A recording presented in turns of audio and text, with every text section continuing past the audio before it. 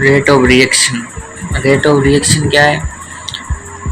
Rate of reaction means change in concentration of reactant और product in unit time. Changing आए concentration reactant और product की unit time में।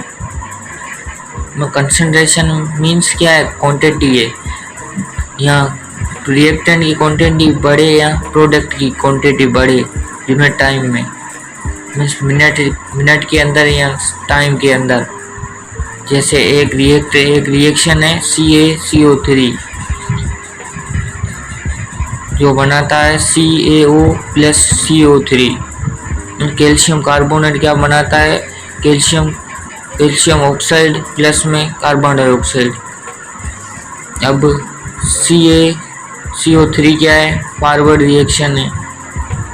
Forward reaction क्या होते हैं? जो रिएक्टेंट होते हैं, रिएक्टेंट इसमें क्या है? CaCO3।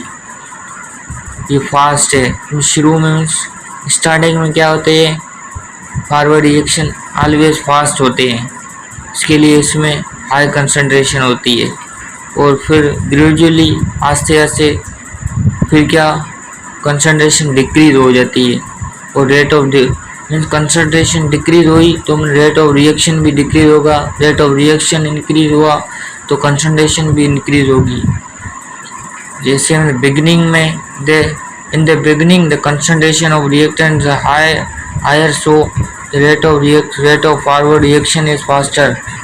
मीन्स इसका मतलब है कि जो बिगनिंग शुरुआत में जो कंसंट्रेशन क्वांटिटी जो रिएक्टेंट की होती है वो हाई थी, स्पीड उसकी हाई थी, सो इसके लिए रेट ऑफ रिएक्शन भी फास्टर था। फास्टर में तेज़ी से बढ़ रहा था आगे। पर आस्ते आस्ते स्लोली वो मीन्स क्या हुआ? आस्ते हुआ। जिससे मीन्स ये क्या है? Forward reaction. फॉरवर्ड रिएक्शन में क्या आते हैं? रिएक्टेंट ये CaCO3 है, ये पहले मीन्स तेज़ी से आया, फिर आस्ते आस्ते स्लो हो गया तो मीन्स ये रिएक्शन इसके अंदर की कंसंट्रेशन भी स्लो हो गई, डिक्रीज हो गई। पहले मीन्स ज़्यादा थी कंसंट्रेशन, इसके लिए मीन्स रिएक्टेंट में फास्टर मीन्स फॉरवर्ड रिएक्शन में फास्टर में तेज़ी से बढ़ रहा था। फिर मीन्स स्लोली शुरुआत में क्या होता है? स्टार्टिंग में ये रिएक्शन तेज़ी से बढ़ता है, फिर आस्ते आस्ते में ग्रेजुअली स्लो हो जाता है। इधर क्या है? स्लो हो गया है तो forward rate of reaction decrease. इधर क्या हो गया? डिक्रीज हो गया, क्योंकि कॉन्सेंट्रेशन इसके अंदर कम हो गई है, इसके लिए इसके अंदर क्या होगा? रेट ऑफ रिएक्शन भी डिक्रीज होगा। रेट ऑफ रिएक्शन डिक्रीज हुआ तो कॉन्सेंट्रेशन भी डिक्रीज होगी। तो ये क्या है? अब मीन्स नीचे क्या है? Reverse reaction. रिवर्स रिएक्शन क्या है? रिवर्स रिएक्शन में क्या है?